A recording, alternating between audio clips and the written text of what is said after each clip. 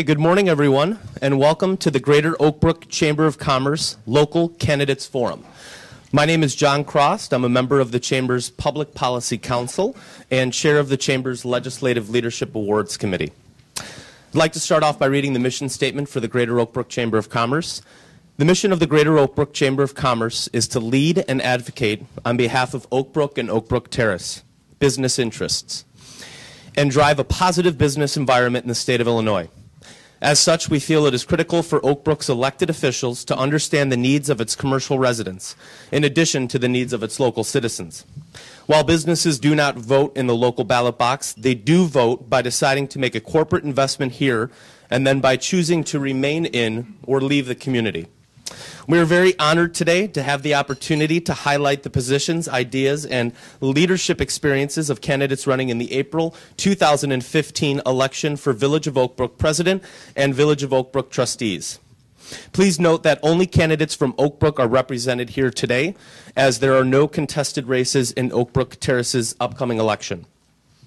The Chamber thanks all of the candidates here today for participating in the forum, and we also truly appreciate the audience's interest and participation in today's events.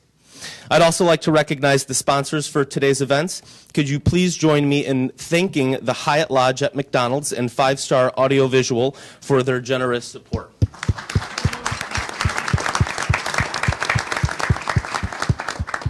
First, I'll introduce our guests on the panel here today. If you can please hold your applause until everyone's been introduced. At the other end of the panel, my co-moderator for today's event is Ryan Magnuson from McDonald's Corporation. And our candidates for village president, seated from left to right from me, incumbent village, well, actually we have a current member of the village's Zoning Board of Appeals and candidate for village president, Natalie Capetta. Incumbent village president and candidate for village president, Gopal Lalmalani. Current village trustee and candidate for village president, Dr. Mark Moy. And next, continuing from left to right, candidates for village trustee, incumbent village trustee and candidate for village trustee, Michael Manzo. Candidate for village trustee, Chuck Thompson. Candidate for village trustee, Ed Tizenga. Candidate for village trustee, Mike Wenzel. Incumbent village trustee and candidate for village trustee, Asif Yusuf. I'd also like to introduce Charlotte Pruce, Oak Brook's incumbent candidate for village clerk, a non-voting elected office. This race is uncontested. Please join me in welcoming the candidates and to thank them for participating in today's forum.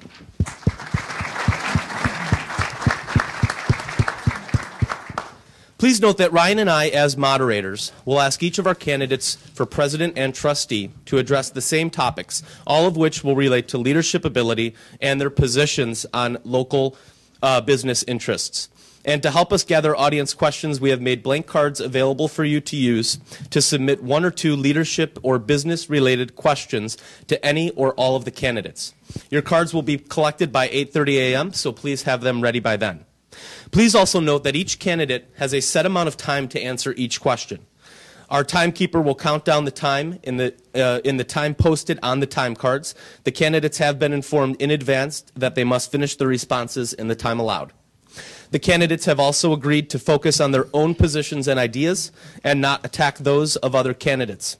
As moderators, we are committed to keeping today's forum on point and productive, and we appreciate our panel's cooperation.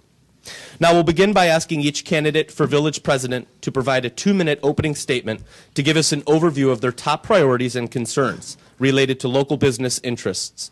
Let's begin with incumbent President Lalmalani. Could you please provide your opening statement? Thank you. Thank you. Good morning. When I was first elected as village president in 2011, I had pledged that I'll bring in meaningful commercial expansion to Oak Brook, which unfortunately had been slowed during the previous administration. As you all know, Oak Brook was founded on a unique and a special blend of high-quality residential neighborhoods, high-end commercial properties, and large open space which we are going to maintain. I intend to keep it that way so that we can provide a supreme quality of life for our residents. And for the visitors, we will continue to have the exquisite dining and wining facilities, our world-class shopping, as well as high-end theaters that are going to come up in the next year, and tremendous sporting facilities, including the beautiful golf courses, as well as the polo that we brought in a couple of years ago under this new administration that I brought in. If Jim Petta and Beverly Taylor are here, I'd like to thank and appreciate their work in polo, and one day we're going to make Oak Brook the polo capital of the world, which is what it used to be a couple of decades ago. My leadership style has been one of inclusiveness, fairness, and consensus building, which is how I was able to bring in several new appointments to the village by consensus and unanimous votes, including the village manager, the village attorney, the fire chief, and the police chief, through consensus building. On the commercial side, we have revitalized and brought back the commercial revitalization and the street-kid committee, which was also dormant for the past couple of years, and under the vibrant leadership of Jeff Kennedy, who I know is in the audience. Working intimately with the chamber, I've been able to, together with the chamber, bring in and attract new businesses and shoppers, fill the office vacancies, retain the tenants, attract major corporate headquarters, including the Hub Group and the Chamberlain Group, and these are just a few. Our staff in the village and our board is business friendly, and will strongly support low business taxes, low fees, and eliminate any regulatory bureaucracy. As a cardiologist, I take all the issues of our business community to heart. I will move mountains and heavens to make things happen for the business community, and will come up with a simple prescription for resolution of any problems without open heart surgery, by which I mean without any new taxation. Coming from a business family and having had an MBA from Northwestern, I understand the math, and I will always be on the sides of the business community, because a dynamic and robust commercial center is actually what supports our ability to do away without any local municipal tax in Oak Brook. And I am appreciative of the opening comments that you give me today. Thank you. Thank you very much, President Lamalani. Next up, candidate for Village President, Trustee Mark Moy. Trustee Moy, will you provide your opening statement, please? Thank you. There are citizens of Oak Brook who take the business community for granted. They view the relationship as one of we, the citizens of Oak Brook, who are the real Oak Brook, and they, the businesses who just come into town to do their business and then provide tax revenue. My view of the relationship is very different. I view the business community as an integral part of the community, just as important and just as vital as the churches and the schools and the parks, the other elements that define a community. So as president, I will value this relationship. As president, whenever I go to the business community, I will always bring two messages. First message is thank you. Thank you for being the dedicated, committed business leaders that you are. And by your hard work, you bring successful businesses to Oak Brook. And successful businesses not only contribute economically to the village, but contribute to the image and the branding of Oak Brook as a prestigious community. Now, Paul Butler had a vision. When he created Oak Brook with three segments: the business community, the residential community, and parks, open space. And his vision was that all three elements would work together as an integral unit, not separately, to function in harmony to maintain the brilliance and luster of Oak Brook as a jewel of DuPage County. Let's honor that vision. Thank you. Thank you, Trustee Moy. And finally, candidate for Village President, Natalie Capetta, will you provide your opening statement, please? Good morning, ladies and gentlemen. My name is Natalie Capetta, and I'm running for Oak Brook Village President. I'd just like to take a moment and thank Tracy Mulqueen and the Chamber of Commerce for having us here. Let us share our opinions with you. A little bit about me. I grew up in Oak Brook. I went to the local grammar school, Butler, and Hinsdale Central. I earned my BBA from Benedictine University and went on to get my law degree from John Marshall Law School. I now own and manage a law firm in the Citibank building. So not only am I a resident here, but I own a business here also. I serve on the Oak Brook Zoning Board of Appeals and the Plan Unit Development Commission. The current village administration has not been supportive of the Chamber of Commerce, and I believe that's wrong. We as a village need to find ways to support you and your efforts. I appreciate the great work the Chamber has done, and I understand that we as a village can't afford to have an employee do what you do. We need to find ways to support you and facilitate the Chamber and foster a partnership in economic development. Our village needs to be transparent, and we're not. We have a 17-page executive summary of our budget, and you need more than a college degree to understand whether or not we made money last year. All of you are business people, and I bet you know if your company made money last year. The executive summary says the village expenses were $5 million more than its revenue. So our finances are not rosy. Our village also needs to be run like a business, and we're not.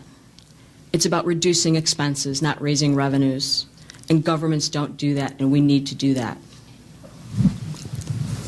Thank you. Thank you, Ms. Capetta. Right? Thank you, Ms. Capetta. We'll now move to hearing from candidates for the office of trustee. Again, we ask each trustee candidate to provide a 2-minute opening statement addressing their top priorities and concerns related to local business interests. Let's begin with incumbent trustee Michael Manzo. Could you please provide your opening statement addressing your top priorities and concerns related to local business interests? Okay. First, thank you, and thank you to the Chamber for having us here. Just a little bit about myself. I'm a 12-year resident of the village of Oak Brook. I've been involved in the community as a Little League coach, a youth football coach, youth basketball coach. I also served on a school board for about 8 years, serving as vice president, as president, and also spent 8 years as chief of staff for a Republican county commissioner. The question was, what can we do to help the business community? And I think the number one thing we can do is basically keep our house in order, which we have done. By keeping our finances strong, we do not have to go out for tax, food and beverage, sales, etc. And those that want to invest in our community, those who are already invested in our business community, are going to look at that. If you look at the trend prior to this board 4 years ago being elected, cash reserves were on a downward spiral. They had reduced about 10% over the previous 4 years. In the last 4 years, cash reserves have increased 35%. Our revenues are streaming upwards. But the thing I'm most proud of, every single year, this board, for the last 4 years, have been under budget. In fact, in 2011, when we inherited the budget from the previous administration, we had underspent it by $1.8 million. We are financially strong. We are not in need of any sales tax or any tax of any kind because of the strength and because of the upward trend that our finances are going. So what I'm asking for is that we can continue this progress over the next 4 years, and I thank you. Thank you, Trustee Menzel. Next up, candidate for Village Trustee Chuck Thompson. Will you provide your opening statement? Sure. Thank you very much. Pleasure to meet many of you. This is my first time running for a trustee position. I want to thank Tracy Mulqueen and the Chamber of Commerce for having me be a part of this. Let me tell you a little bit about myself. I spent 10 years working for Van Kampen Funds down the street in the early 90s and really got to know and love this community. Was sent off by them to be one of their external salespeople and had to move away to my territory, which was Indiana. So I've grown up in the mutual fund business for 23 years and came back to Oak Brook when we decided to move back here for two reasons. One, I got used to the low taxes of Indiana for commercial and residential. And this is saying something. My residential taxes in Oak Brook were lower than my taxes in Munster, Indiana, so Oak Brook. My 4 children, we decided to enroll them in Timothy Christian in Elmhurst, and so we were very pleased to come to Oak Brook. So the reason I'm here is to get involved in the business community. I feel at home with you as a businessman. So what have I been doing the last 14 years? I've started with a British investment firm, their business 14 years ago at 0 revenues, and we just crossed 100 million in gross revenues. So what am I here to do?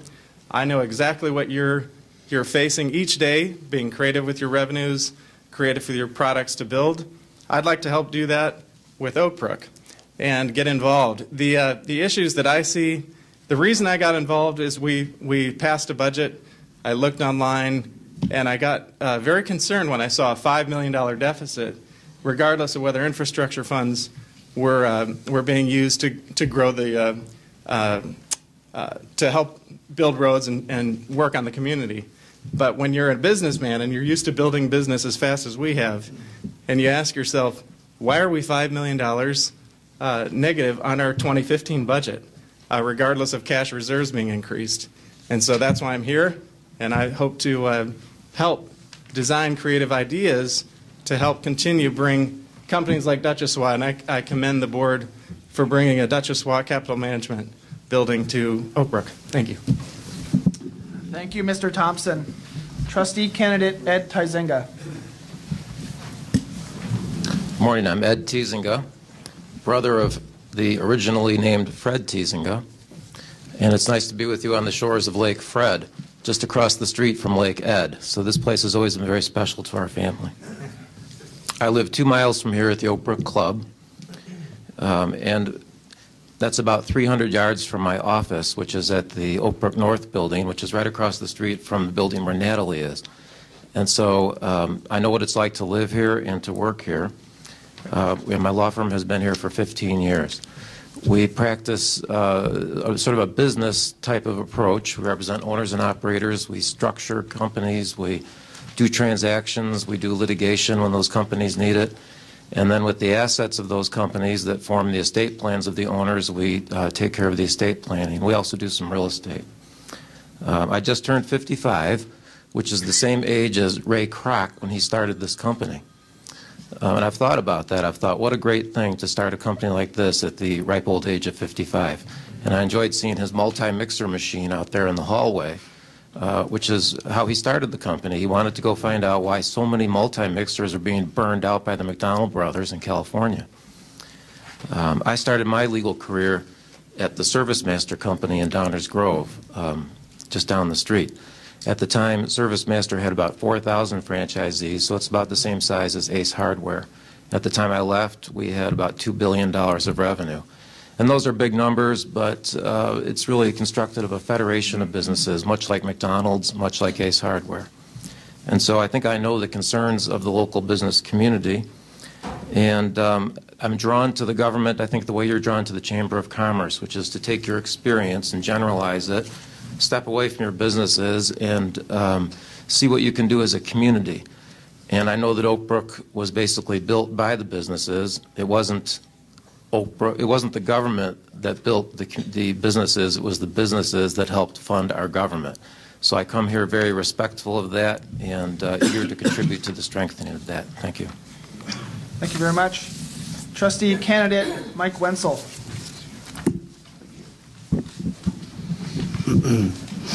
Hello, and thank you for having me. My name is Michael Wenzel. I've been a Oak Brook resident since 1977, and I live in the subdivision called Ginger Creek. For the past 7 years, I've been a tenant in Oak Brook, running my commercial real estate firm called One Chicago Realty. The reason why I'm running for village trustee is to help preserve the great values of Oak Brook, what we take pride in, and be a voice for the younger generation. It's a priority of mine to focus on the commercial entity, to create incentives for businesses to make Oak Brook their home, to promote longevity and growth for businesses to stay, and to work on policies keeping taxes low, eliminating additional fees to be incurred on businesses. You are our clients. Our residents and village board should respect and appreciate this. My father has been a great mentor, and he's always told me to run by leadership, not by crisis or defense. Oak Brook is a great commercial sector. On the retail side, Oak Brook Center has no vacancies, a waiting list to obtain space, and rents are just going up. Through CoStar, my company recently checked, retail vacancy rate is about 2%. It's lower than any other towns and villages in the nearby area. Our office vacancy rate is about 17%. I do believe there is some room for improvement. Other villages around are about 14%, so it is a little bit higher than that.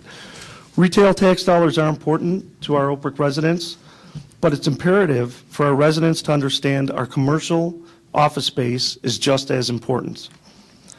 They rely on each other, and focus should be placed to support them both equally. I do not support raising taxes. I do not support implementing additional fees placed on businesses. It's important for me to get involved with the objectives and initiatives for the Economic Development Committee and the Chamber of Commerce. Thank you. Thank you, Mr. Wenzel. And last, incumbent trustee candidate Asif Yusuf. Will you please provide your opening statement related to local business interests? I can use this one. That way you get that one. Thank you all for coming. My name is Asif Yusuf. I'm currently a sitting village trustee, finishing my second term. I served from 03 to 07, re-elected in 2011, and this election is coming up. I'm going to keep my comments focused on the question at hand. I've got a flyer out there with some background information on my history in the village and other community involvement. Our goal in working with the business community is to make sure that Oak Brook remains and continues to improve being a desirable place for somebody to locate their business. It's got to be a great place to live as well as a great place to work. And I apologize if I'm going to say something you've already heard, but that's one of the things about going last. There is some common thought in the process. It's not that I'm copying anyone else. Now, how do we do that? Number one, we provide a stable and consistent administration to work with. People come in with a question, they get an answer which will ring true and stay on track through the process. Somebody coming in talking to the village has to have confidence that they'll be treated fairly. Number two, maintain a structure which allows for a low operating cost, specifically keeping the tax burden low. We do that by maintaining fiscal responsibility and being cautious how we spend money. My father-in-law years ago, when we were newlyweds, told me there are two ways you can improve your financial situation. You can make more money or you can spend less. Here at the Village of Oak Brook, I think we have to try doing both at the same time, with the making money being done through expansion of the commercial sector, not by raising taxes on existing businesses. We need to give you, the business community, a competitive edge. And if you do well, Oak Brook does well. Three is traffic, and that's an ongoing battle, and it's never going to be completely solved, but we're going to take steps, as we did with the widening of West 22nd Street. I'm sure many of you remember what a bottleneck that used to be. Lunchtime, evening, morning, and while it doesn't flow like an expressway, it's certainly gotten better. Less time you spend in a car means more productive time for yourselves and your people. Encouraging continued expansion. As we had the hub group, we got the Duchessois property coming online. There are other redevelopment opportunities. Business drives business.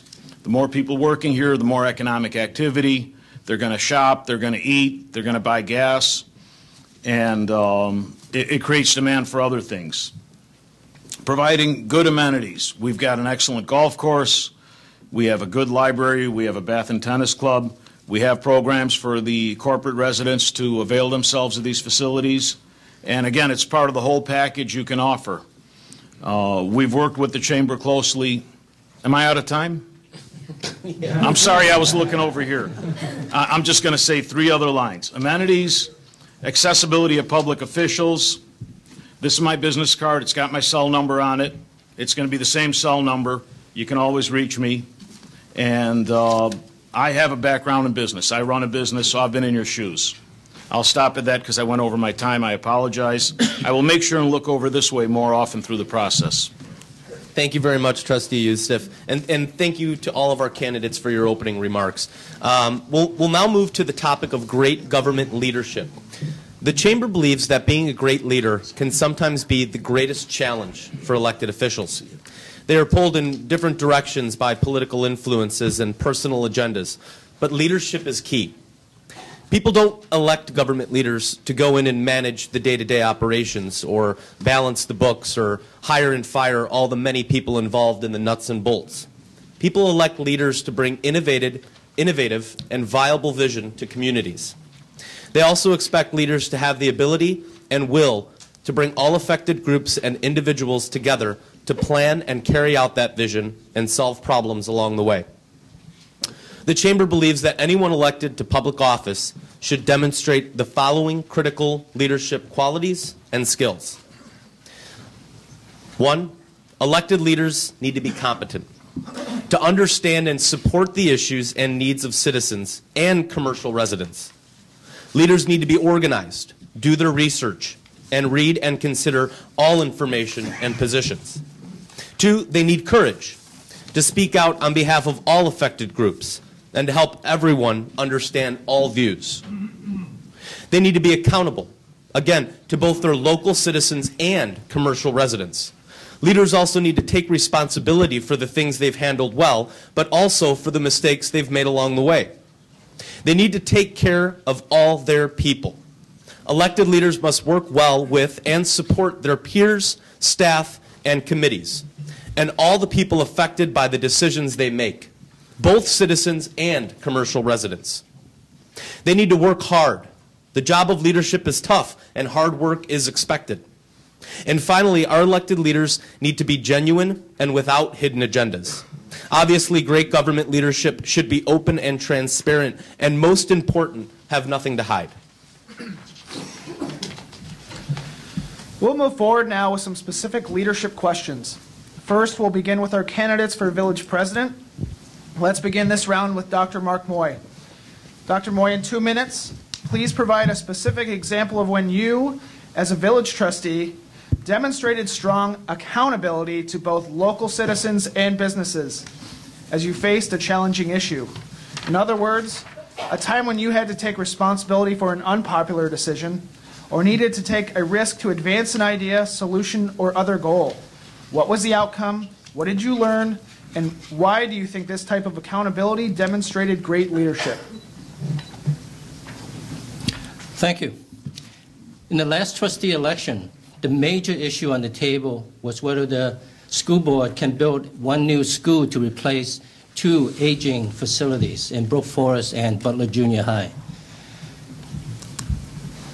Now, having raised 4 children in Oak Brook, I knew that we had first-class teachers, we had first-class students, but we had second-class facilities. And I recognized that a brand-new state-of-the-art school would not only enhance the educational value for our children, but improve the image and the branding of Oak Brook as a top-rate community so that we can attract more young families to move to Oak Brook. Now, this was a school board issue, but the village got involved when the school board asked if we would consider putting this new school on village open space property. And this brought out very contentious and emotional debate on both sides. My stance was for the new school, but I was divided on whether we should use village's open land for this purpose. My belief was that we should use the democratic process and let this go to a referendum so that the citizens of Oak Brook can give their opinion in the voting booth. And this was highly criticized because citizens felt that the board should just say no to this question and not even take the chance of going to referendum and letting it pass. I was criticized for violating Paul Butler's vision for open space. I was criticized for being fiscally irresponsible for supporting an expensive new school. But the issue did go to referendum, and it was soundly defeated. Now, this almost cost me my re-election to the board, but I would do the same thing again because the democratic process worked. The citizens of Oak Brook spoke loud and clear in the voting booth that open space is considered essentially sacred. And we, the representatives, now have clear direction in knowing that we should never, ever, ever consider violating open space. So it was a lesson well learned. Great. Thank you. Thank you, Dr. Moy. Next, incumbent President Lal Malani. President Lal Malani, please describe a situation in which you had to demonstrate great courage as village president to achieve resolution on a community issue? In other words, to build bridges to help oppositional groups or individuals understand all views and come up with a solution. What was the outcome? Why did you think showing this kind of courage demonstrated great leadership? Thank you. Thank you. In terms of leadership, I have a proven track record of rock-solid leadership over 3 decades, both in the medical field as well as non-medical organizations, including the last 4 years as village president. When I was elected in 2011, I quickly realized that I had inherited several messy situations. The town was in disarray, the town was in disrepute. Our police chief resigned about 3 days before I was sworn in. And shortly after that, I learned that our police chief, Sheehan, who you have heard quite about, had gamed the state pension laws and had been granted a sweet deal by a Cook County insider in the General Assembly, Mulatto was his name, who very mysteriously in a couple of months became the lobbyist for the village of Oak Brook at a $5,000 per month payment to him. Whether they're connected or not, I'm not sure, but the timing would suggest that. And when Chief Sheehan left, he stuck to Oak Brook an additional pension liability of $750,000 for his 30 years of service, even though he only served Oak Brook for 6 years. After my election, Police Chief Sheehan, the former village president, and the owner of the famous, or maybe infamous, Sky Bar, sued the village for several $million dollars. I believe it was about $10 million. Then after that, another dismissed former police officer, Peterson, sued the village for wrongful termination. All these actions would have costed several $1 million in liability. As you may have also heard, some of the residents even approached me, as well as a couple of trustees who wanted to settle all these claims and lawsuits so that we could avoid the big judgments that we had against the village, which would have cost us many $1 million. I chose to deliberate in a cool and calm manner. I sought the advice of our village attorney from Holland and Knight, whom I appointed at the beginning of my term after replacing another Cook County insider. We decided to fight these liabilities and lawsuit, and I was able to convince many of the residents and some of the skeptics in the board to support these measures, fight those claims and lawsuits, and I'm happy to report to you that we have won every one of these lawsuits, each and every one of them. Also, within a few months after I was elected, I took away the liquor license of the infamous, or famous Sky Bar after giving them due process hearing.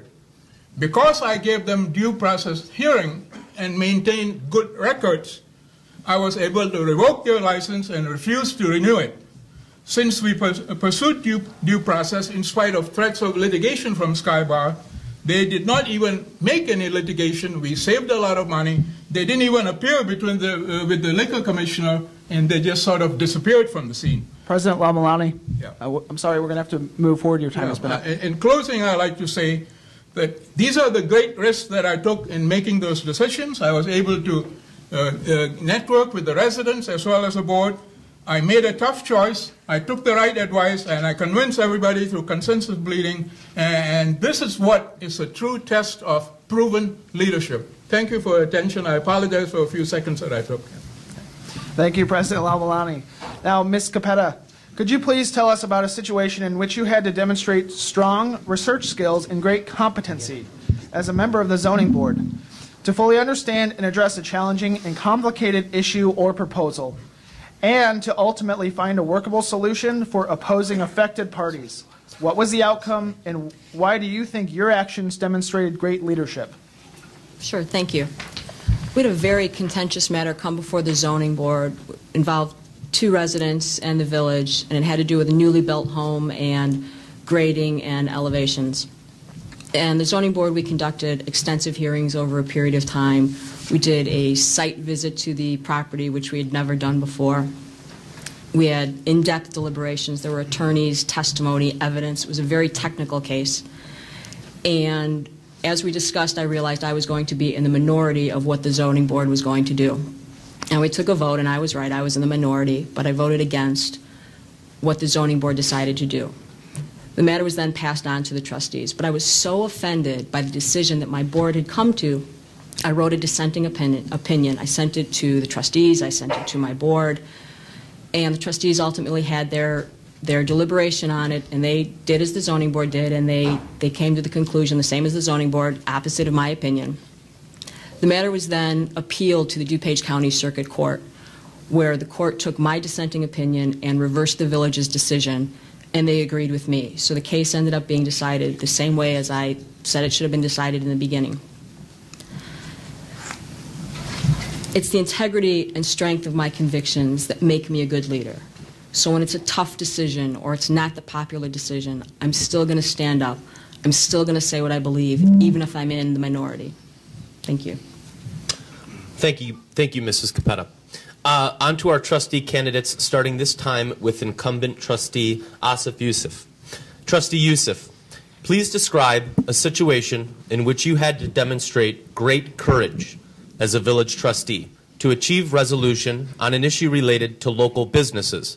In other words, to build bridges to help opposing groups or individuals understand all views and come up with a solution.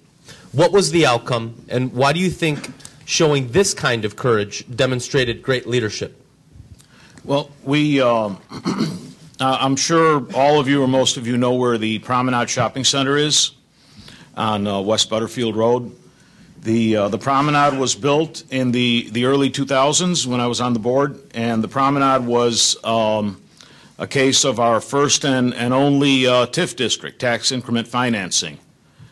Prior to that, there were several fairly obsolete buildings, functionally obsolete, physically solid. And this plan came forward and was presented to put the retail space in. There was a request for a TIF district. There was a great deal of outcry amongst the residents because for a TIF district, the statutory term is the property has to be found to be blighted. And the statutory definition of blighted is very specific and very detailed and provides criteria different than what you commonly think of when you hear the word blighted. But there was a great deal of concern. There were people strongly against it, saying this is Oak Brook, we don't need to do this. I was in favor of it. I supported it. I wanted to see this development happen. I think it's wonderful it did happen. I worked with my colleagues. I got and provided information.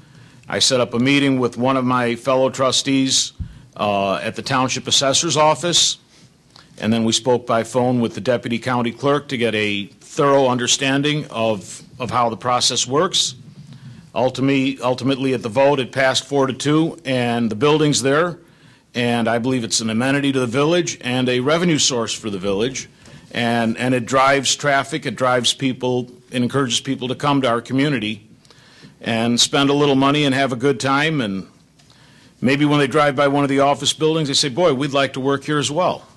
So, thank you. Thank you, Trustee Yusuf. Mr. Wenzel, since you are not currently in office, please tell us about a time in your professional or volunteer life when you had to work very hard, extraordinarily hard, to bring diverse groups or individuals together to solve problems. What did you actually have to do to accomplish goals? What did you learn, and what was the outcome? Okay, thank you. With the company that I'm running, One Chicago Realty, I've got an example through this. I first want to say I've always been a team player. I've worked on several projects, both on commercial real estate as well as marketing communications. I focus putting groups together, meaning specific objectives and initiatives for a purpose.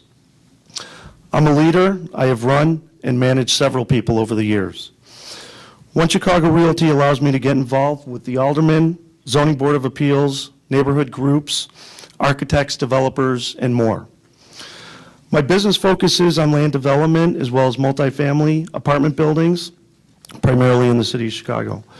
I work on some commercial space leases and restaurants as well. I work with groups to find cohesiveness in development projects. So a few years back, I was developing an 8-unit apartment building downtown Chicago. The zoning needed to be changed for the numbers to work. To meet the needs of my investors, I had to develop a plan to work with the city, neighborhood group, zoning attorney, architect, zoning board of appeals, and so forth. We developed a cohesive plan to achieve synergy, obtained the approval from all the parties. The building was built. The project was a success. It was a very large undertaking. As a commercial real estate broker, my focus is to meet the needs of my clients. I make many contacts. It is my position to work with both parties, buyer and seller, to fulfill a need. In regards to my marketing background, it allows me to provide a voice and opinion for support with the Chamber Group attracting businesses to come to Oak Brook, as well as consumers coming to shop and stay at hotels in Oak Brook. Because of my skill set, I have both interest and the knowledge to work with the Chamber and support the needs of Oak Brook businesses. Thank you. Thank you, Mr. Wenzel. Candidate Ed Tizenga, please describe a time when you effectively demonstrated that you were a truly genuine leader. In other words, without a personal agenda, to bring people together to solve problems. How did you manage others in an honest and transparent manner to accomplish goals, and what was the outcome? Well, I would think of my time at the Oak Brook Club as chairman of the security committee. The Oak Brook Club is interesting. Oak Brook is kind of like a little Switzerland. We have 27 or 28 residential subdivisions. The Oak Brook Club has the most complex one. We have 350 condo units in 6 buildings with 510 people living there. Each one has its own separate association as well as a common area association. So when I moved in 2011, I had first tried to remain anonymous, but that didn't last long. I was tapped by someone who said, hey, you're a lawyer, you should get on this committee. We've got some issues that have been languishing here for a long time. One of the issues was whether we should have AED defibrillators in our buildings. The technology has become easier to use, and it's self-evident that it's a life-saving procedure. And so we formed a committee at the club, and I was elected the chairman. On the committee, we have a lot of retired, high-powered business executive types and a lot of interesting people. We also have a technology committee that we had to coordinate with. This issue was fraught with trouble because there's liability if you maintain your own AEDs, and the attorney had advised the condo association that the insurance would get too expensive if we tried to manage our own AEDs, so we wanted to have a layer of a management contract. These things had always become too complex to get across the line of the committee for the past 10 years. But I did find out that I was able to reach out to one of my clients, who's the largest supplier of police and municipal supplies in the United States, who had good vendor relationships with the AED suppliers and got good pricing. Through them, we also found a management company, and then we had to find a contract for each of our associations to then negotiate and enter into. Couldn't find a good contract, so I wrote one. And then we had public meetings to educate all of our 510 residents on what these AEDs were and whether they wanted to adopt them. This was interesting because it brought into our community a panel of experts. We have physicians who live at the Oak Brook Club, and we had guest physicians. And who did we bring to talk about AEDs but a cardiologist? It was the first time I met Dr. Lal Malani.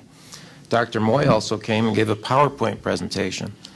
And through this very effective use of an extension of our capability, through people available to us, as well as the Oak Brook Fire Department, with whom we coordinated response times and training on the AEDs, we were able to achieve that objective. Everybody who did it for free. That's volunteers. I think it bettered our community, and it showed our ability to all work together, and I was happy to just be sort of the conductor of that process. Thank you, Mr. Tizenga. Next, candidate Chuck Thompson, please describe a situation in which you had to demonstrate great courage in your professional or volunteer life to achieve resolution on a critical problem. In other words, how did you build bridges to help opposing groups or individuals understand all views and come up with a solution? What was the outcome, and why do you think showing this kind of courage demonstrated great leadership? Thank you. I'd like to give 2 examples. One, my government experience started in 2004, and similarly I got involved in running for the Highland Water Board down in northwest Indiana.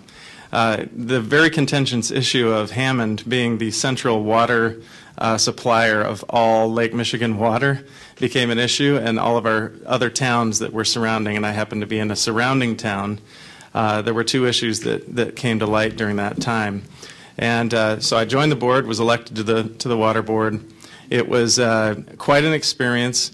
We had to negotiate as a collective outside community with Hammond to bring in line with the Indiana Utility Commission the water rates for all of our outward towns, because Hammond controlled the tap, if you will. And then the second part of that period, while building collaboration with other towns and other leaders with this concern, we also embarked upon a project to repaint our water tower. And boy, would you not believe how people feel about the color of their water tower. And I think in a residential town of about 15,000, 13,900 showed up for the color of the tower. And so we did have to collaborate. My leadership style is collaboration. I understand and have an easygoing way about myself, working with people. And let me give you my business experience again. Starting, my most courageous business experience was leaving Van Kampen right after September 11th and starting a British investment firm's business here with zero revenues, as I mentioned before. And so the courage that I've had to demonstrate this last 14 years building Henderson Global Investors North American U.S. mutual fund business, as my partner Jim O'Brien and myself are trustees of the mutual fund business that is now $17 billion. And we've been growing very fast, especially this year. We believe that developing relationships with the British business leaders, trying to collaborate and understand how to do business in America, because they do a very different style of business. It's a risk-based society. We're a reward-based society. So those are my two experiences on courage. Thank you. Thank you, Mr. Thompson. Incumbent trustee Mike Manzo, please describe a specific situation in which you, as a village trustee and leader, took care of your people, all the individuals who would be affected by a specific issue, fellow trustees, village staff, local citizens, and commercial residents, to achieve resolution on an issue. In other words, to build bridges to help individuals understand all views and come up with a solution. What was the outcome? What did you learn? And why do you think your actions demonstrated great leadership? Well, as Trustee Asif Yusuf said, it's very difficult to go last. A couple items that were brought up I was going to mention. Dr. Moy, the referendum, I do believe the board had tremendous courage. The one thing he failed to mention is once we went to the residents, and that was the right thing to do, the issue was resolved. If we had not done that, that issue would still be with us today, still taking valuable board time. So that issue was resolved. It was resolved by the people of Oak Brook the way it should have been. I also agree with Village President Gopal Lamalani. The Sheehan case, there were a number of individuals, even elected officials, who said, Sheehan got the best of us, let it go, take the $750,000 out of cash reserves and give it to Mr. Sheehan, even though he has not earned it. And I was advocating, obviously, for the latter. I wanted to litigate this matter not only because it was the right thing to do, but to send a message to those individuals who'd like to come into our community and stain it with Cook County-style politics. And I think we did send that message with that victory. The leadership that I think I've shown on the board has been regarding our attorney fees and no-bid contracts.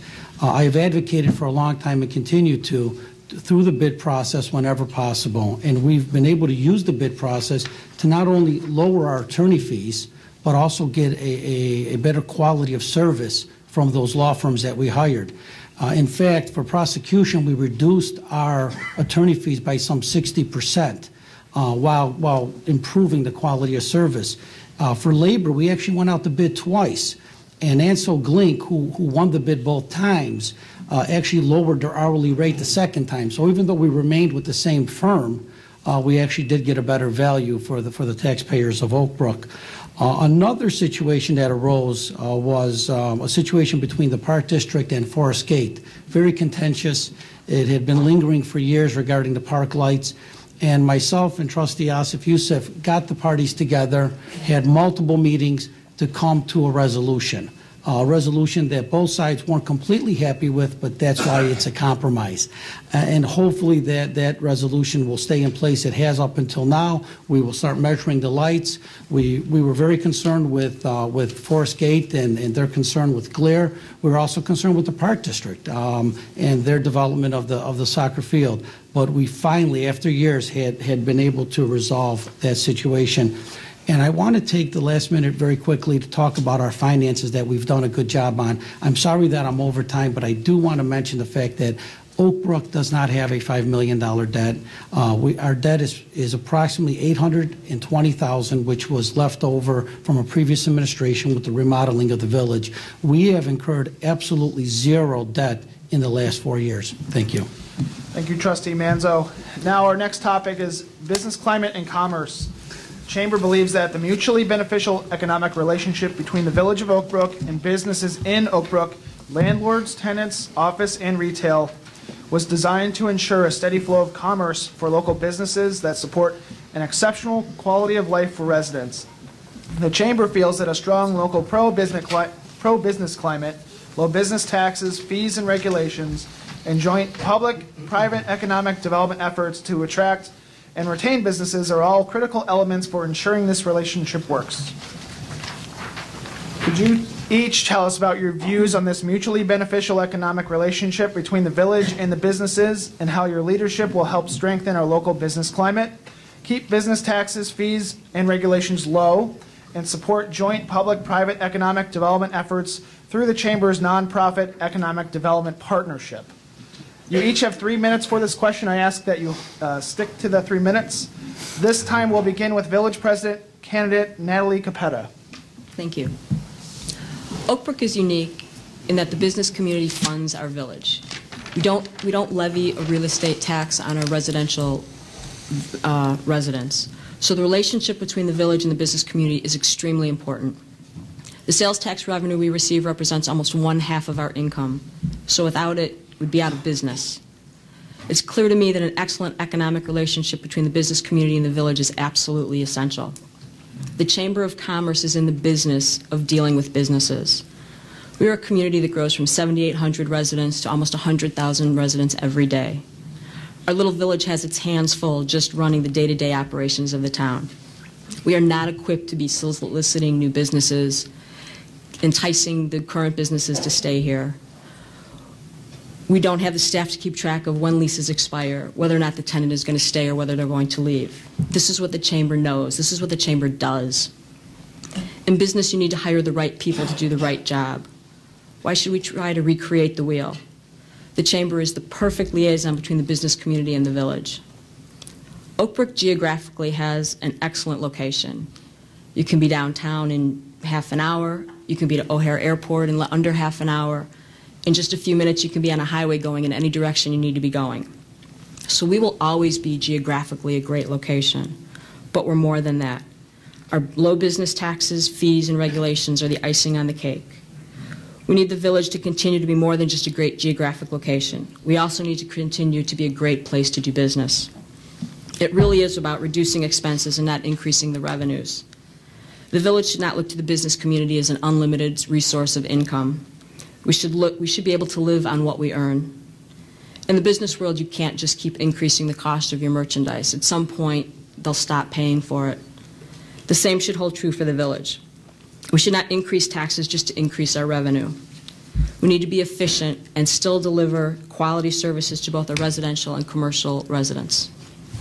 Thank you. Thank you, Ms. Capetta.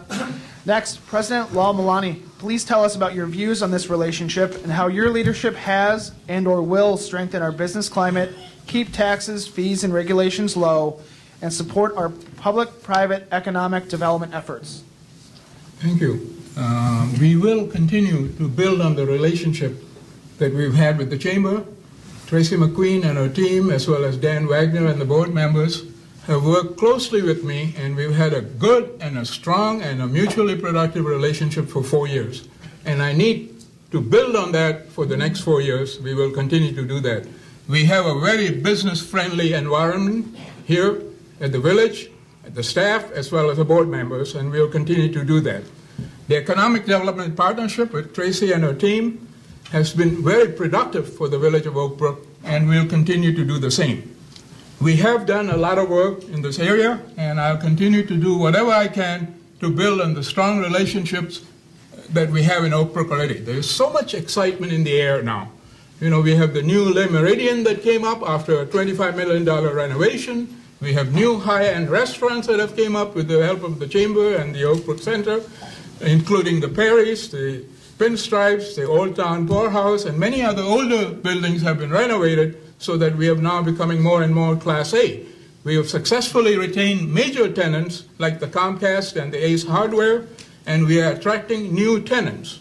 You know that the new project, the $50 million project, is coming up with the Oak Brook Center with 12 high-end theaters that are going to be there and a new parking facility which will be structured very beautifully.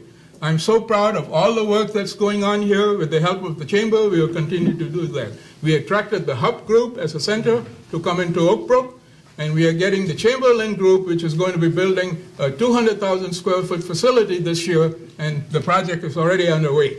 And many more things to come. I just cannot tell you everything that's been going on. We have also received in the last couple of years the Google's ECD Award for Excellent in Development and Technology. We received the DePaul's University Chadwick Award for Excellence in Urban Redevelopment. We have the highest fire OSI ratings, which will help with decreasing the property insurance needs. We have an excellent police department, which has also received the CALIA certification.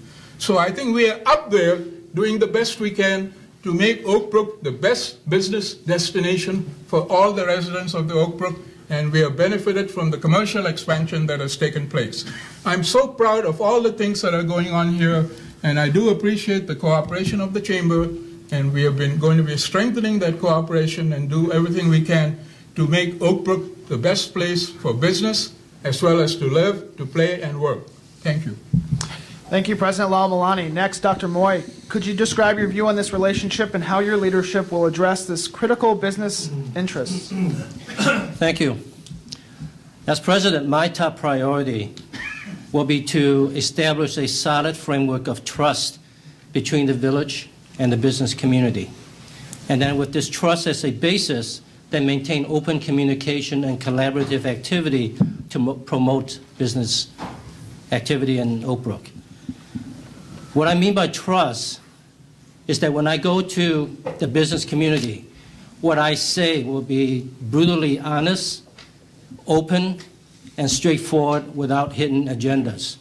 Because only with mutual trust in each other can we have meaningful dialogue. And then with meaningful dialogue, then we can proceed and discuss in give and take manner the policies that will address the difficult but important issues like taxes and fees and regulations and future economic development. As president, I see my role as a facilitator, not as a dictator, but someone who is there to facilitate the relationship between the village board and the business community so that they can function together as valued partners and not have the board be a unilateral policymaker and order the business community to do what they say. They need to work together in collaboration so that they can form fair and honest policy. Now, in the area of taxes and rules and regulations, I want to make it clear that I am not in favor of increasing the taxes on the business community. I know that in the Daily Herald, they attributed a comment to me which was totally taken out of context. So I just want to make that clear. I am not in favor of taxing or increasing taxes on the business community. What I am in favor is of continuing meaningful dialogue so that we can share in the discussion and consider the costs and benefits of every decision made so that we can both have mutually informed, valued decisions that are made. Now, I believe that we should work together, the village and the business community, to set a solid foundation from which businesses in Oak Brook can spring forward and thrive in a healthy business environment. Thank you. Thank you, Dr. Moy. Next candidate, Chuck Thompson. Yes, thank you. I'd like to read page 7 of the Oak Brook Executive Summary for 2015. Page 7. Total 2015 budgeted revenues for all funds amount to $47.5 million, and total 2015 budgeted expenditures for all funds, excluding the pension trust funds and foreign fire and tax fund, which are governed by separate boards, equal $53.1 million. By my math, that's a $5.1 million deficit for the 2015 budget. I would like to see more businesses be brought to Oak Brook. I was happy to hear about the vacancy rates being low for offices, because you do see a lot of office buildings. I think for lease signs should start to disappear in an economic climate that is increasing. And so I think there is tension always in good decision making, and I expect to bring collaboration not only with the Chamber and businesses of Oak Brook, but I think you as business leaders should look at the executive summary and make sure that the accountability that you expect from the village that is offering you a good business climate. One of the reasons that I moved here from a residential standpoint for low taxes is maintained and kept. And the 5-year summary is even more interesting if you'd like to go onto our website and look at the 5-year projected budget summary, and it will concern you. And it concerned me as a business leader, and I'd like to get involved. I've only been here 2.5 years, but I think with my business experience, and also, by the way, the only one with actual investment management experience of funds for police and pension fire. I work every day with consultants. I have a pitch at 9:05 for $150 million state pension. So, I would like to bring some of that expertise to bear on our pension problem. But I would encourage you all to read the 2015 budget, and if it concerns you, I think low taxes, pro-business are important, and I think you do too. That's why you're here. And I'd like to continue to grow the Economic Development Partnership. We need people like Tracy out there beating the bushes for the town, for the village. As Natalie said, 50% of the revenue is sales tax. That keeps our village going well. Our taxes for resident and business is low. And with our pension problem coming, we need real leadership who have the competence that was described as leadership abilities, competence, accountability, the ability to stay organized and be responsible. And I don't think a $5 million budget or 11% more than revenues is acceptable as accountable. Thank you. Thank you, Mr. Thompson. I want to make sure I get this right this time, so I'm pronouncing it. Next, candidate Ed Tizenga. You can say Tizenga or you can say Tizenga. It was a big mystery to us when we were little growing up. What was that word we kept hearing? That was our name. Well, I've really enjoyed getting to know the Chamber better, and I salute the Chamber for your high-quality website and for the tremendous materials that you've made available through the Economic Development Partnership. I think it's very perceptive of you on your website. When you describe the Economic Development Partnership, you call it the Oak Brook Ed Partnership. That was good. One of the things about Oak Brook is people here, they come to us, they throng to us. And I think our leadership challenge, working with the businesses, is to keep Oak Brook thriving so it never becomes what is referred to as a bypassed place. You go very far south in Illinois, particularly along the river towns, and you'll see a lot of bypassed towns, towns that didn't make it. They used to be centers of commerce because the boats went there, the canals went there. Then things changed and they did not adapt, and they're just basically dead towns. Our bigger problem is Illinois is becoming a bypass state. Many people in Oak Brook don't vote here anymore because they don't have tax residency here. Businesses find it a difficult proposition. The trucking companies have fled either to Iowa or Indiana. So Oak Brook is really a local exception to the trend of Illinois becoming a bypassed area. And what you do as a public service is you actually quantify this in a publication that you came out with in 2013. You said, let's put a $10 million building in Oak Brook and compare the tax burden to a $10 million building in Glendale Heights. Each year, the owner of that building will pay $178,000 more in taxes just for being in Glendale Heights.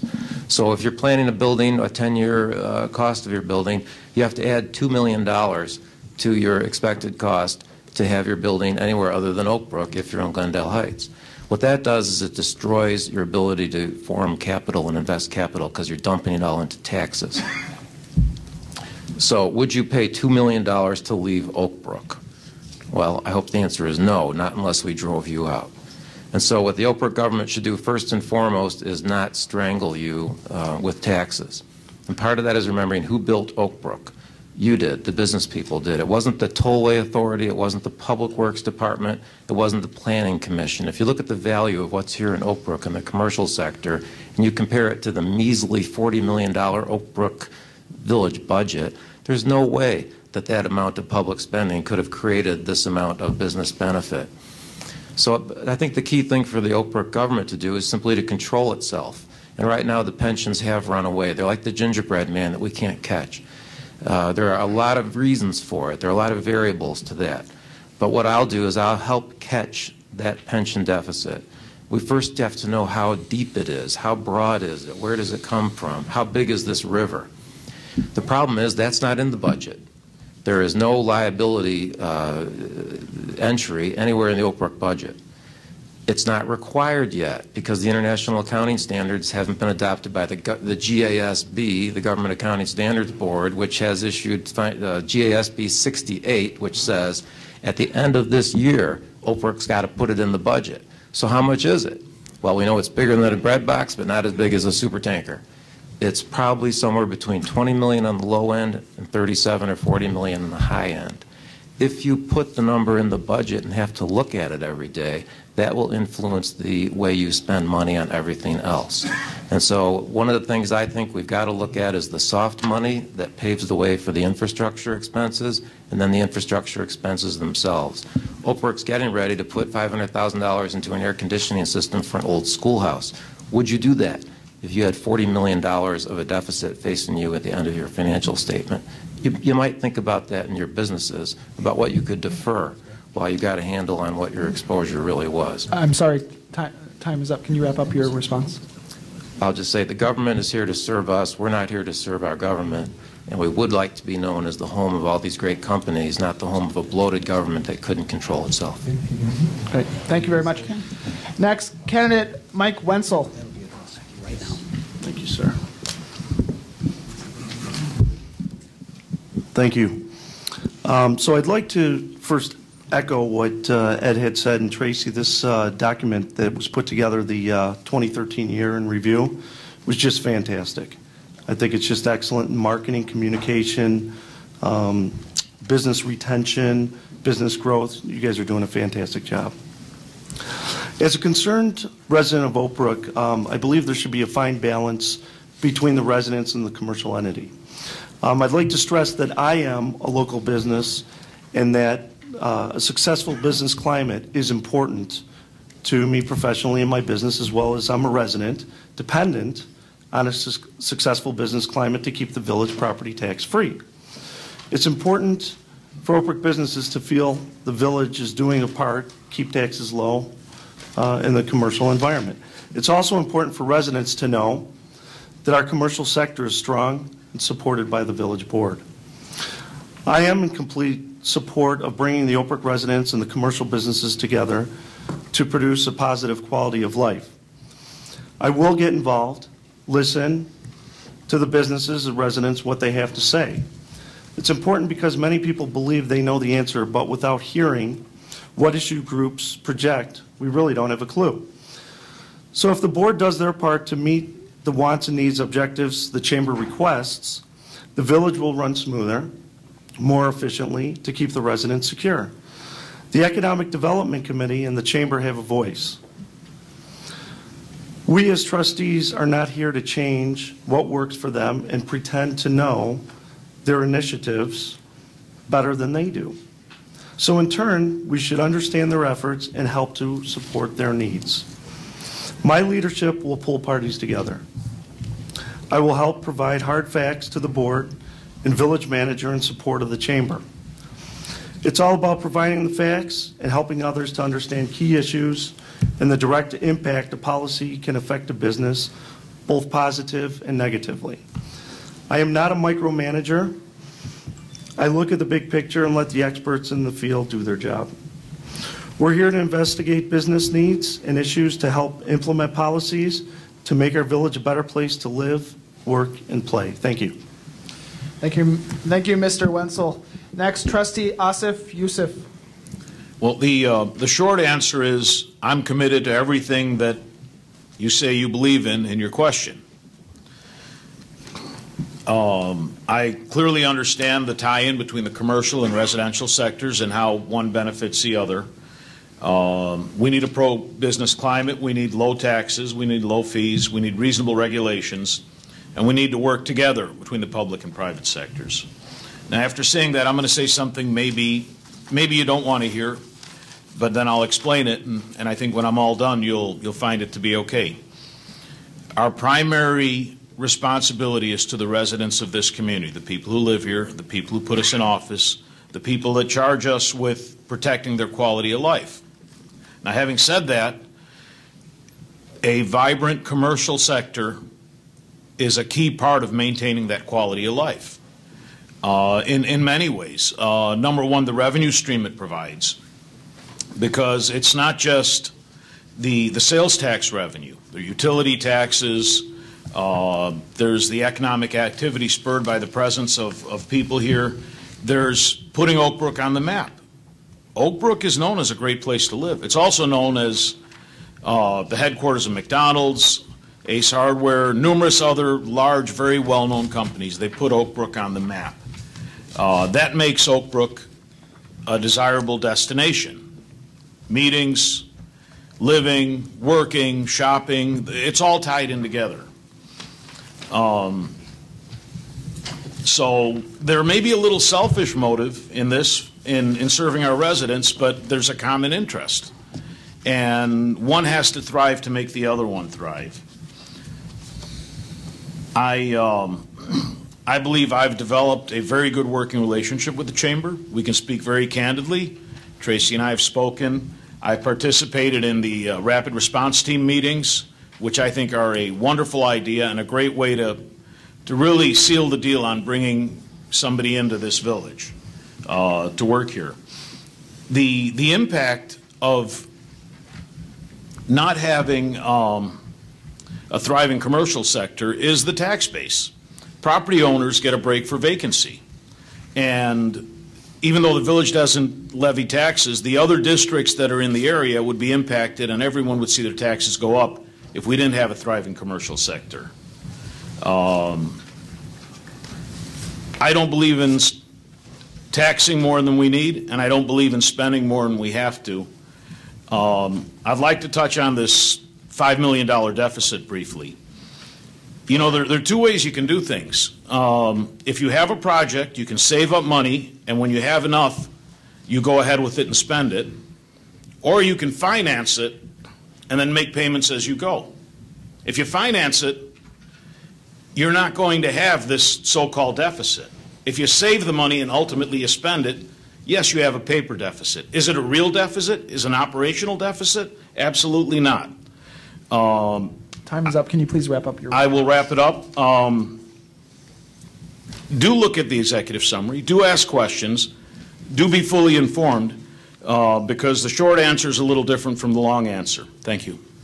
Thank you, Trustee Yusuf. Next, Trustee Manzo. Thank you. First, as a business owner for the last 25 years, I am absolutely in agreement that the business climate in Oak Brook needs to continue in a positive manner, and it has. We have done, and our track record has shown that we have done a good job in working with our staff, with the Chamber, with the business owners. We have quite a few things going on in Oak Brook the last 4 years, from the Hub Group to Duchessois, both relocating to Oak Brook, building brand new, beautiful facilities. La Meridian International Hotel, only, I believe they said they only have 2 locations in the entire United States. One in Atlanta, second location they chose Oak Brook. So we're very proud of that. We have a $50 million project coming to Oak Brook Center. We're very excited about that. But we need to continue to keep that environment positive. And what I mean by that, we can't have crony capitalism seep into Oak Brook. We can't have Cook County-style politics where business owners are shaken down for large contributions. We need to make sure that business owners that are here and want to relocate here know that the environment will stay clean of those types of individuals and those types of tactics. If you look at what we've done here in Oak Brook, and we owe a special thanks to the business community. The reason we don't have a property tax is due to the fact of the sales tax that we have. And I'm proud to report that sales tax revenue has gone up each and every year for the last 4 years. In fact, 2014 was our all-time high in sales tax revenue, and we expect to exceed that in the following years. I did want to take the last minute of my time to address a couple of the comments that were made. Trustee Asif Yusuf is correct. What seems to be the debate regarding what's budgeted and what's actual. And what we have done here in Oak Brook is we have always been under budget with our expenditures.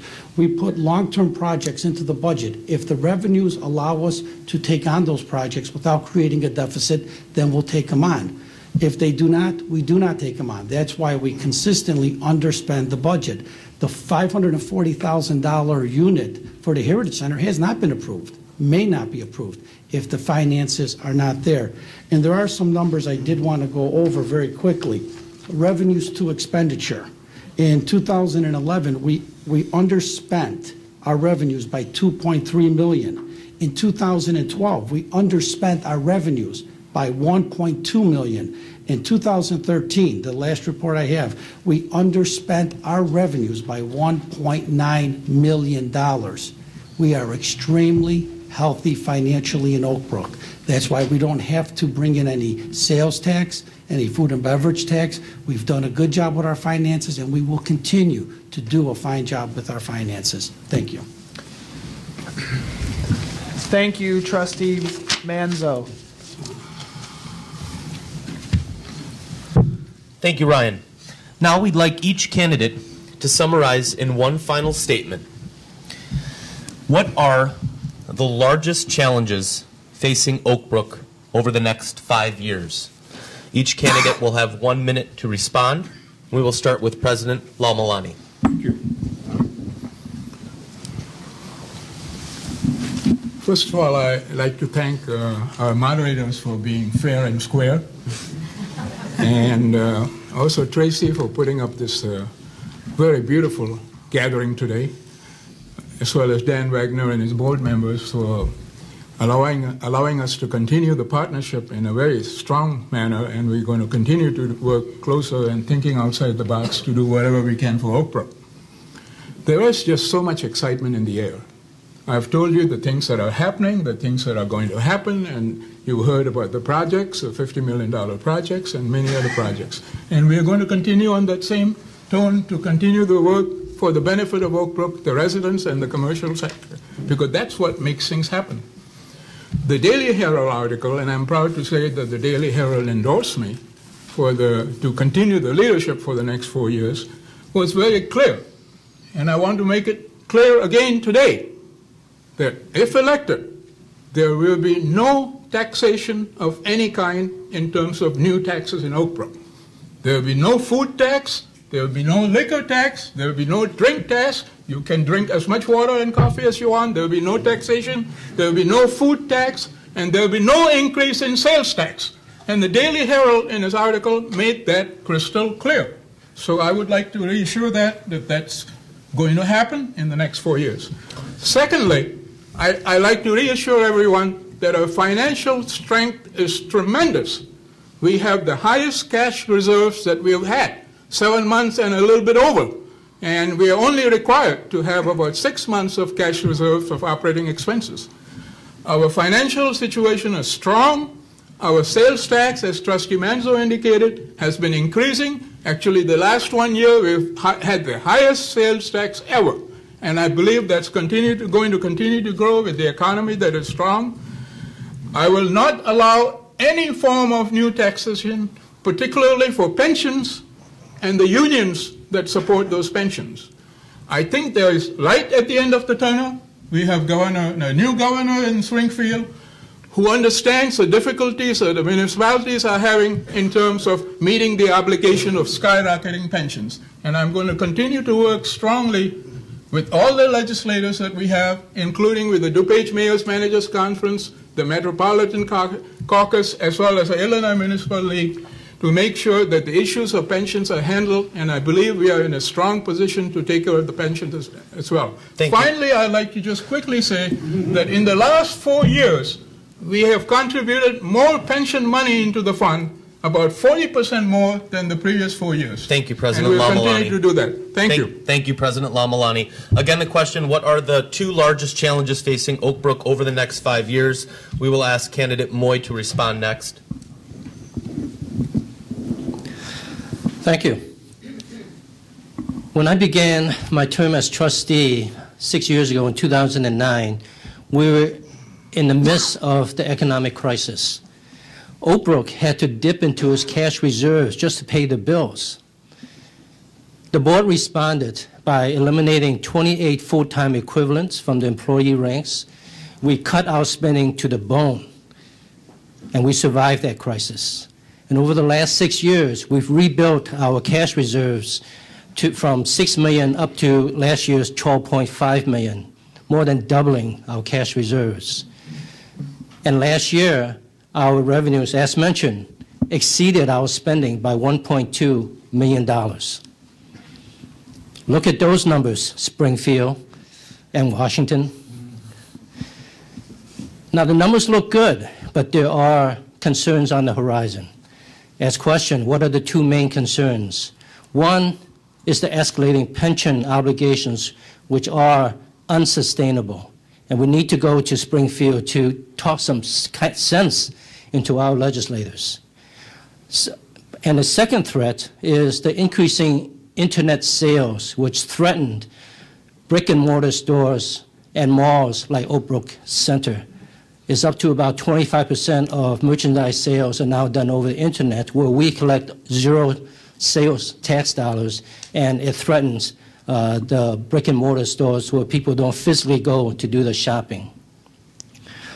So these concerns are on the horizon, and to address and meet those concerns, we need strong leadership. I'm here to provide that strong leadership. Thank you. Thank you, Candidate Moy. Candidate Capetta. Sometimes the best thing government can do for you is get out of your way. That's why this is a great partnership. We need the Chamber to tell us what our business community wants and needs. People can sit up here and tell you that everything is wonderful, but it's not. The facts are out there. They've just been buried. As Chuck pointed out, page 7 of the executive summary shows that we have a $5 million deficit, and that doesn't include the pension payments that we have to make. The issues are out there, and they need to be addressed, and they need to be addressed right now. Trustee Manzo stated that revenues have increased every year over the last 4 years. But what I'm sure you don't realize is that on average over the last 4 years, our expenses have increased by twice the rate of our revenue increase. We need to address these things. We have financial issues that are buried and you don't realize are out there. Thank you. Thank you, Candidate Capetta. Trustee Manzo. The 2 issues that are facing Oak Brook, the 2 major issues, one we have a say in and one we have very little say in.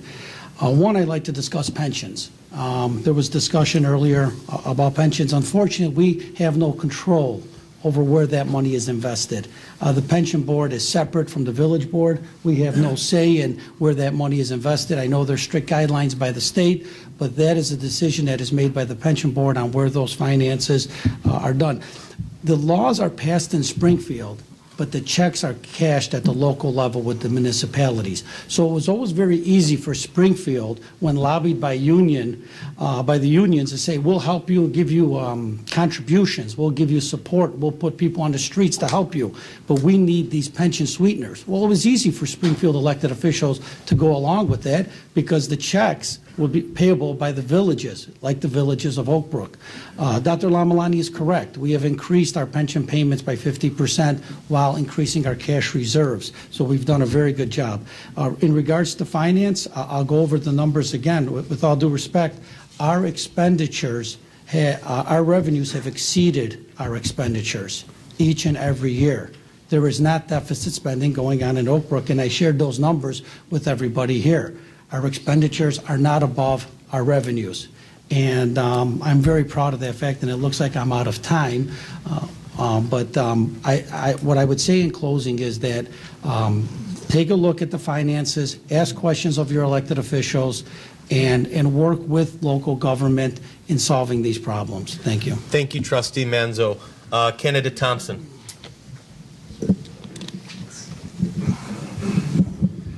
Well, I think all of you business leaders have heard probably the two major issues, and so I'll just recap them again. Financial transparency, when an executive summary does show a $5 million deficit budget spend for 2015, there is no denying that Oak Brook put this document out in your realm, so I do echo Mr. Manzo's comments.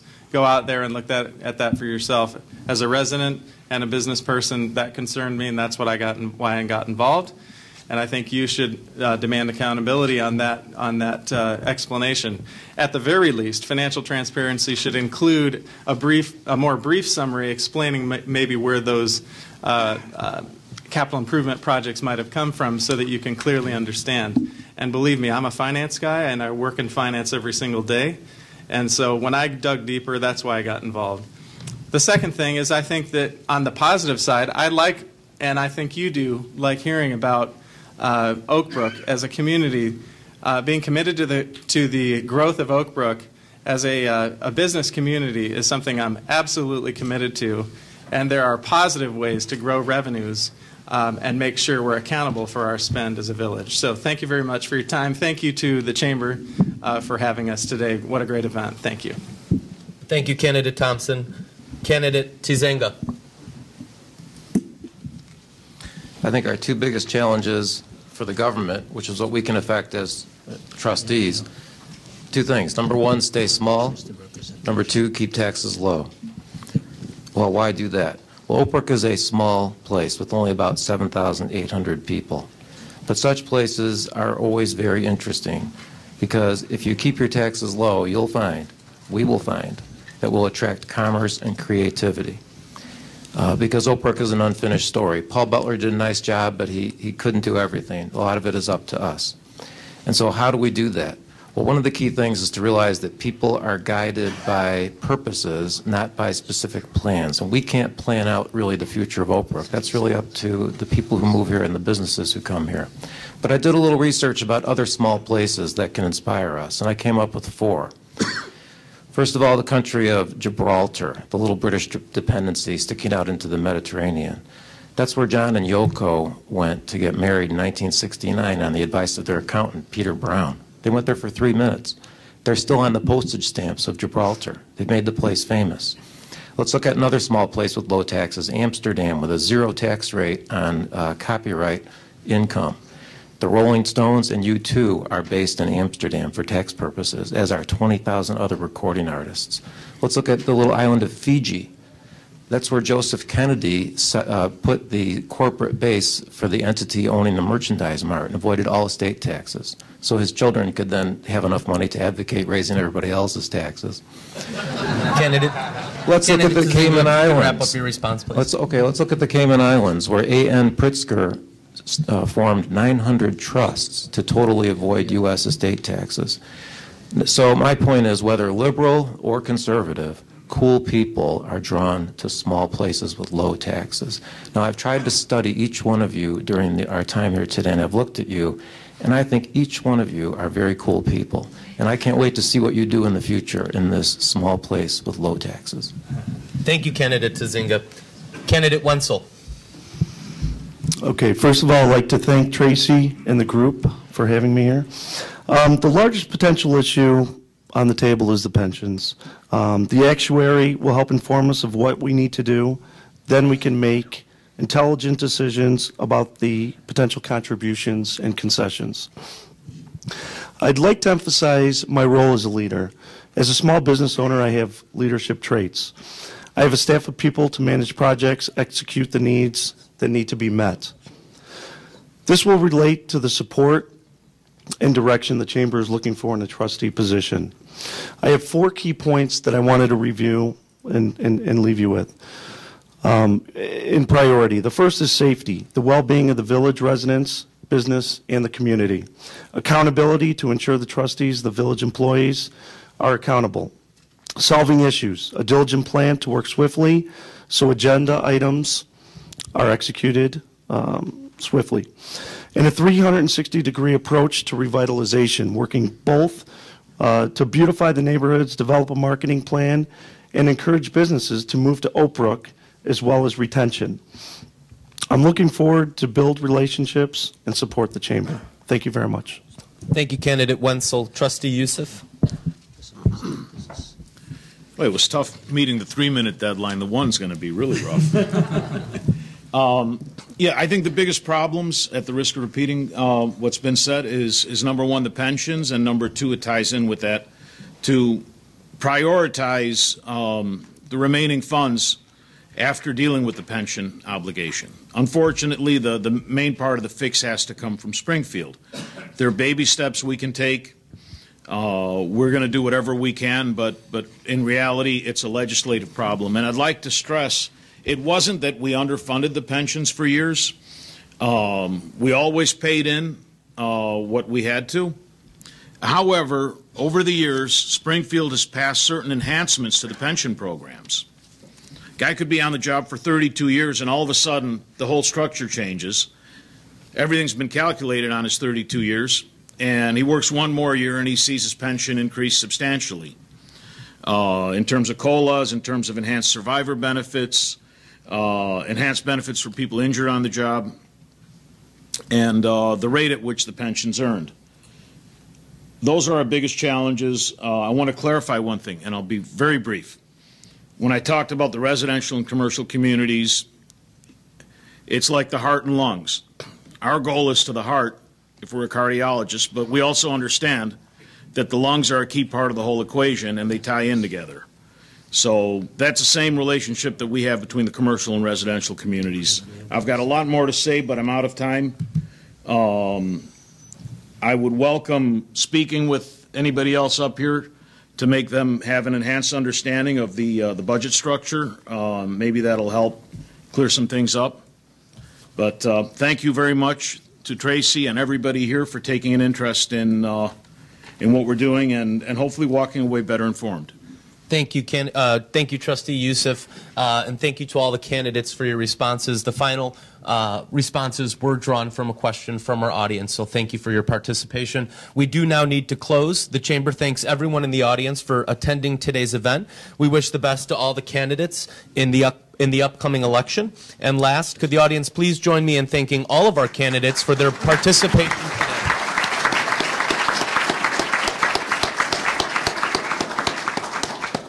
Thank you very much, and that does conclude our event.